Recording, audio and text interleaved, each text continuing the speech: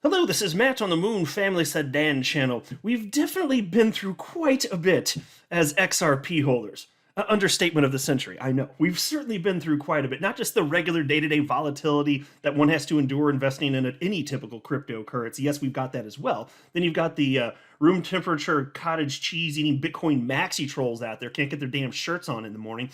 But then there's the, of course, SEC lawsuit against Ripple, which is absolutely directly impacting and absolutely financially harming XRP holders, just wrecking financial opportunities. So there's been quite a bit, but I do believe by the time this is all said and done, when everything has occurred, we can look back. It's in the history books. What we'll have found is that it will have actually, despite all of this nonsense, actually been worth it. And so I wanted to share with you some of the reasons that I'm going to continue to stay the course. Now, obviously, a no-brainer one is that we're at the finish line almost anyway in terms of what's happening regarding the SEC v. Ripple case. So for better or worse, I'm going to hold through that, even if there's some terrible ruling that spooks markets and XRP plummets. I've made my decision. Unless there's some sort of completely ridiculous, unpredictable, news to come along with this that I've not yet considered. But I find that hard to believe because my perspective is that even if markets get spooked, that XRP is going to be allowed to exist everywhere outside the United States. That's not even a concern. So I think that markets would eventually stabilize. People would realize that eventually, hey, XRP is looking like a pretty good buy down here. The rest of the world's going to keep using it. Even Ripple will keep building on-demand liquidity with it everywhere that isn't the United States. They'll just leave the country. So I've made my choice, for better or worse, and maybe that'll prove to be bad if the worst happens, but I don't think so. I really don't think so. And on top of that, history shows that those who hold for the long term, those are the people who are rewarded. Those who make important financial decisions with their emotion, they get bitten on the rear side effectively. But before going further, I do want to be clear, I do not have a financial background of any kind. I am not offering financial advice. And you definitely should not buy or sell anything because of anything I say or write. I'm just an enthusiast who enjoys making YouTube videos about crypto-related topics, but just as a hobby and just for fun. Now, I will say it's pretty amazing that XRP price, I firmly believe it's suppressed because of the SEC action, but still, it's number 6 in terms of market cap. It does make you kind of wonder, where would it actually be had the SEC nonsense never come down in the first place? But again, like I said at the outset of the video here, this isn't the only thing that I'm considering. I understand, and I understood before I jumped into crypto, the way to make sure that you have sufficient retirement is to, well, invest ideally as young as possible, but then consistently. That's consistently because compound interest is a real thing, and it is the 8th wonder of the world, some have called it. It's a very real thing. And so a lot of the principles that apply to stocks in general absolutely apply to crypto. And if anything, it's that much more important to be aware of them because it's people who are their own worst enemy when it comes to investing. Volatility occurs, which is the purpose of investing. Volatility in a general sense is good, but when it's to the downside, it can really spook people. And then you start to question, oh, did I make the right decision? I'm at a loss. Should I just get out before it gets worse? All of these types of moves. And then on the flip side, when things are going to the upside, you want to follow the leader. You want to do what everyone else is doing. I'm missing out. Look at all of the earnings and this thing's going up, whatever the cryptocurrency may be. So it's that much more important for people in crypto, given the substantially greater levels of volatility, to understand some very key things. And this is one of the reasons that I firmly believe, like, when it comes to holding XRP specifically, yes, we're going to be rewarded, but only if we control ourselves. And so I came across this tweet from Graham Stephan, who is, I'd argue, one of the most well-known finance-related YouTubers on the entire damn planet, over 4 million subscribers on YouTube. And I came across this on Twitter, and he was talking about stocks here. So, I mean, he'll talk about crypto every now and then. He's not a crypto guy per se. He's more just kind of into finance in general. And my outlook on finance is just about perfectly in sync with this. The idea of, spending beneath one's means, not making emotional investing decisions, staying the course, all of that type of stuff, which isn't particularly sexy sounding, but it works. Like, the data just shows it works. And so he was talking about something that I've been sharing, and he's talking about the stock market here, but it's certainly true in crypto as well. And it's more important in crypto. So here's what he said, and this is in the thread. I'm not going to cover his whole thread here, but he made multiple points having to do with investing. And so he wrote, "Market timing doesn't work. Maybe you know something about market timing that others don't, but is it worth it? If you stayed in the market between 1997 to 2017, you'd have got an average return of 7.2%. But if you missed just the 10 best days, your return would drop to 3.5%." And he shared this image with his tweet. Now, this is something that I've announced a number of times over the years as I've been running the YouTube channel. And I kind of want to scream it every single day, but I resist the urge because it is that crucial. And this goes down like the core of my investment thesis. And it's been a while since I talked about this, but I have an updated chart. It could have been a year since I talked about this last. I don't remember exactly. Maybe less than that. I don't know. But there's a firm named Putman Investments. I don't know anything about them. It doesn't matter. You can find similar information from all sorts of investment firms all over the internet. But they put together nice charts, and they seem to update them annually at least. And so this is a chart showing the last 15 years of market performance, it's ending of 2022. And they write the following. And again, this is crucially important. This is why when it comes to XRP, or really, any crypto, when it goes down, there's a reason I'm not kidding when I say this. I get enticed to sell. I don't feel fear. I do not feel fear. Because and now, if I weren't as confident as I am about the long-term viability of the entire asset class, maybe I wouldn't feel that. But I've done sufficient homework to understand the asset class isn't going away, and it's just going to get bigger and bigger and bigger and bigger. So when we have these down moments in crypto, this is exactly why I get excited and I'm happy to purchase. It's a reason I don't put my money on the sideline, like so many people have done, and it just completely wrecks them. And so they wrote this at the top of the slide here. Time, not timing, is the best way to capitalize on stock market gains. By trying to predict the best time to buy and sell, you may miss the market's biggest gains. And so what we're looking at right here is a chart of the S&P 500 index from the end of 2007 through the end of 2022. So you got a 15-year time span here. That's what's on your screen. And you can see to start, it looks pretty spooky here, doesn't it? So $10,000 invested at the end of 2007, and you know what happened in 2008. You got the collapse of Lehman Brothers in September 2008 triggered a severe market downturn and recession, as they note here. But within a year, stocks had recovered significantly. And then they note here, the market declined sharply in 2011 when Standard & Poor's downgraded the U.S. credit rating, but rallied soon after. In June 2016, U.S. stock prices dropped more than 5% in the 2 days after the Brexit referendum, followed by a dramatic 3-day recovery. And then here you have, looks like 2018, the S&P 500 tumbled more than 10% on fears of a Fed policy error and U.S.-China trade war in the fourth quarter of 2018. And these are all visible dips here, right? You can see this. And then this one's particularly notable. You've been around since the beginning part of 2020. You're going to remember this one. During the weeks after the pandemic really hit, so like in particular in March, S&P 500 plummeted more than 20%. So was that the time to buy or was that the time to sell? Well, if you look in the chart, you already know the answer for all of these instances. And these are just some that were cited by this firm. And then it moves to the upside. And by the end of 2022, yes, you can look and you can see, yes, so we did have activity to the downside for the tail end of 2022, even for the S&P 500. But we know what's happened in 2023. It's been a heck of a start to the year. So why wouldn't it be a big deal? If you see that prices go down, why wouldn't it just be a good idea to exit the market, wait for the bottom, and then move to the upside?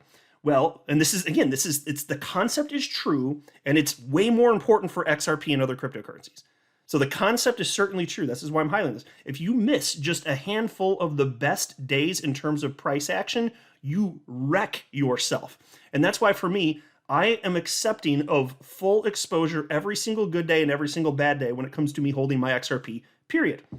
And that's another reason, like, even if we get some bad news with in the SEC v. Ripple case, and it spooks markets and say XRP's price tanks, I've made my decision. That will not prompt me to sell. In fact, if XRP goes low enough, I'll be prompted to buy more. That's what I do. I'd find somewhere I could do it. Hopefully Uphold and some other places would still be allowing that in the United States. And there's always the decentralized exchange on the XRP ledger, which I've never utilized myself. But the point is, there are ways. So even if the worst happens, because look, eventually markets find a bottom, and when they move to the upside, I want my exposure during those good times.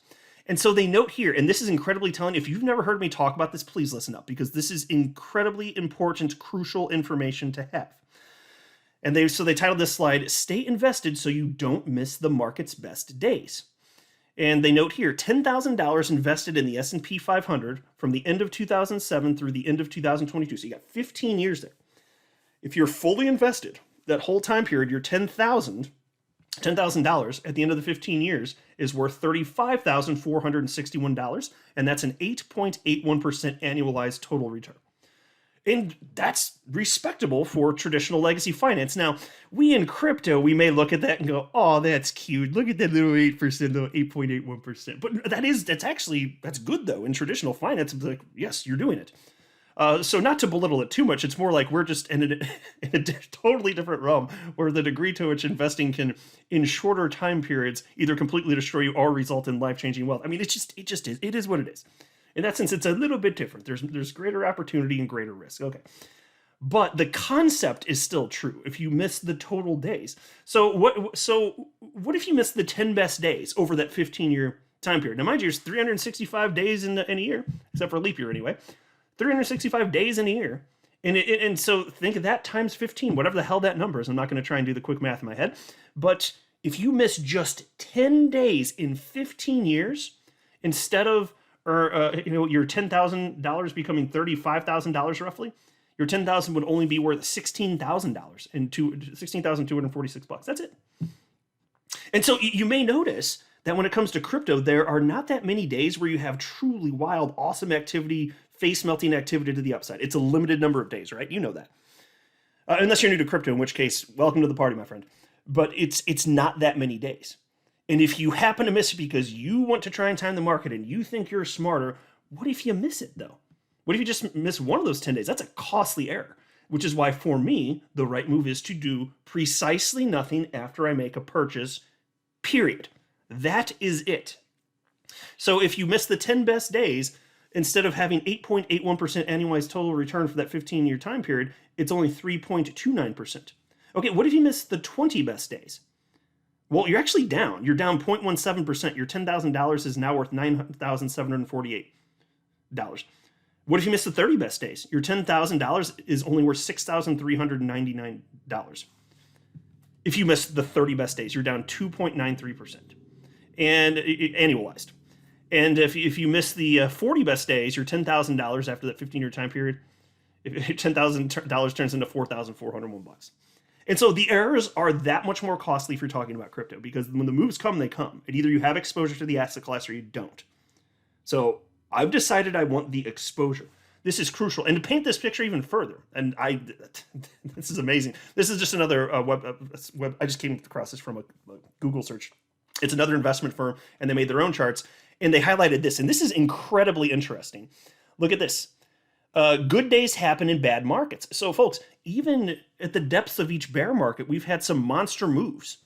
Do you want to be there for the good part, or are you going to let the bad part spook you? And so this is incredibly interesting. Look what they wrote. Avoiding the market's downs may mean missing out on the ups as well. 78% of the stock market's best days occur during a bear market or during the first 2 months of a bull market. Pause, folks. Again, we're talking about stocks here, but it's the same concept. It's the same humans with the same human DNA making the same dumbass decisions. It's just more consequential in crypto. But 78% of the stock market's best days occur during a bear market or during the first 2 months of a bull market. 78%. If you're not in during that time period, you miss it. 78%, folks. Have you ever heard that before? I haven't even heard that specific stat before, which is why when I came across that, I was like, whoa. And then they wrote, if you miss the market's 10 best days over the past 30 years, your returns would have been cut in half. And missing the best 30 days would have reduced your returns by an astonishing 83%. And so if you look at the pie chart here, you can see the best days, 50% of the best days happened during a bear market. So we're just breaking this down further now. 28% occur during the first 2 months of a bull market. And then the other portion of this pie occurs during the rest of a bull market. So it's just data, folks. Make yourself aware. This is why as I sit here holding my XRP, and I think about what I've been doing, because I've been holding XRP for over half a decade now. I think about all of the nonsense about how it was a crazy time for me to jump in at the end of 2017, and I wasn't able to acquire that much at the end of 2017. It was hard. It was hard to get money in, but even if I could have gotten more money in faster, because it was more difficult back then, even if I could have, I still needed to do more research before I put like truly ridiculous amounts of money in, which is what I ultimately ended up doing after I informed myself and did sufficient research. But I recognize jumping in then, hey, the way market cycles work, we just had a major move to the upside. We're probably going to have years to the downside, probably not going to be so hot. And that ended up being the case because market cycles are a real thing. So weird time to come in. But I'm just persistent because I think I'm right. I really think I'm right. In terms of XRP being more widely adopted. So waiting through that. Then the market starts to rebound after all these years and after me being down in my investment in XRP for most of the time that I had held it up to that point. And then what happens in the end of 2022 is XRP starting to move to the upside. Along with the rest of the market, the SEC comes in and kicks us in the face, knocking teeth out, right? Well, that certainly sucks. I'm not a big fan of that. I sure as hell am not a big fan of that. So we've had to put up with that as well. But again, I couldn't be more obvious the SEC's in the wrong. And even if they get their way and they destroy XRP adoption and usage in the United States, they're not going to be able to destroy it globally. So I'm still confident even if things don't go well here. So that's not going to shake me out either. And then if you look at the volatility we've been experiencing, how scary things got with the collapse of FTX in November and how markets responded, Bitcoin getting down to around 15,500 or so, XRP dropping, all this stuff here. I want the exposure to the asset class because I believe it's substantially greater in the future. So yes, we're going through all these things and those dumbass Bitcoin maxi trolls saying a bunch of nonsense. We have to put up with those idiots too. But all of it's going to be worth it in the end, I personally believe. So I can't tell you what you should do. I'm not telling you whether you should buy or sell or hold anything. But I'm just telling you what my perspective is and why I am happy to continue holding my XRP and why I just have no fear when it comes to any of this stuff. My conviction is strong, but it's based on actual data. It's based on reason. Doesn't mean that I'm right. I mean, hell, maybe I'm wrong, and then adoption of XRP it plateaus and then starts going the other direction, in which case I'll talk about that if that happens. But that's not what I'm seeing. I'm seeing it go the other direction. And so what? I will continue to be Mr. Patient over here. Not a problem one bit. And so it'd been a while again since I talked about this concept, and I just noticed that this firm, and I'd highlighted their stuff in the past. I saw that they had updated for the end of 2022. I was like, oh, interesting. And so in a time like this, I'm glad I had the exposure that I had even back in November, in particular because I made some larger purchases here. My gosh, we're at a point right now where even though you can't say like literally with certainty, if market cycles are going to kind of rhyme with this market cycle rhymes with past market cycles, we are at this inflection point where things begin to trend to the upside. It doesn't go in a straight line, and that's fine. I'm not expecting that. But so what? I don't care. And I can't control any of this anyway. I made peace with that, before I even bought crypto. I can't control any of this. I just buy it, and then what happens, happens. If it goes in the direction I generally think it should and will go, then great. I get rewarded. And I do believe that's exactly what's going to happen for those of us that get through this nonsense. But wow, we have to put up with a bunch of BS that many other holders of many other cryptocurrencies don't have to deal with. Although I say that recognizing that as far as the SEC portion of this, yeah, they're all gonna. Or at least they're at the risk. In every single crypto out there, just about, not literally, but just about all of them are at the risk of the SEC bringing the hammer down at any given moment. Which is why I'm fearful for all the rest of the stuff that I hold too.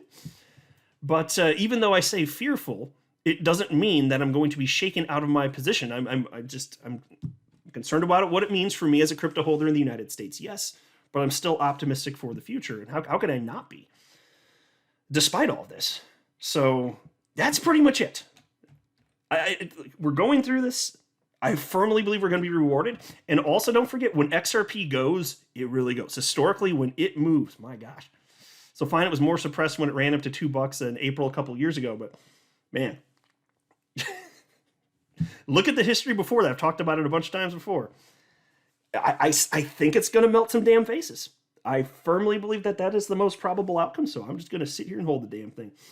I have a feeling that a lot of you feel pretty similar to me when it comes to this stuff here, but that's why I wanted to highlight this, because I don't know if enough people recognize the danger you're causing for yourself by even briefly removing exposure to any sort of investment. The point of investing is it's got to be long-term. It's got to be. And then if you're going to sell, I'm speaking not to you, but just like in a general sense, if you're going to sell, if you're sufficiently enticed based on the returns, okay, fine, that's not a problem.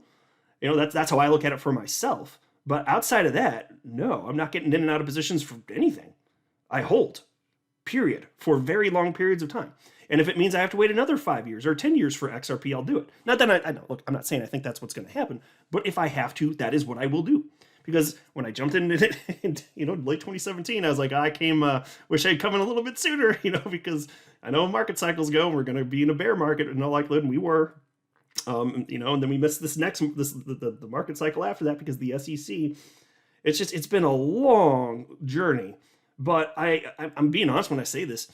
I am just as patient as I was in day one because my patience is genuine. Like this is the approach that one must have. My patience is not eroding. I will be here however long I have to be to see this damn thing through. I ain't going anywhere because. What is impatience? Did data change? Is it any less likely that XRP is going to be adopted the way it's going to be? And does your impatience have anything to do with the SEC winning or losing? Well, no, of course not. It's a feeling. Well, I'm not going to let a feeling dictate whether or not I'm holding any position on the planet for anything. So no, I don't feel like that at all. So you let me know what you think. But these are some of my general thoughts. I just thought I'd share, but it's interesting. So I'll continue to update this, talk about this topic from time to time. I hope to at least once a year, especially as we can get updated results, just continue to bring the point home. The people that win are the people that after they buy something, they don't do anything after that. They just sit there, rain or shine, they just sit there. And then if they're enticed to sell, then they act. That's it. It's just data.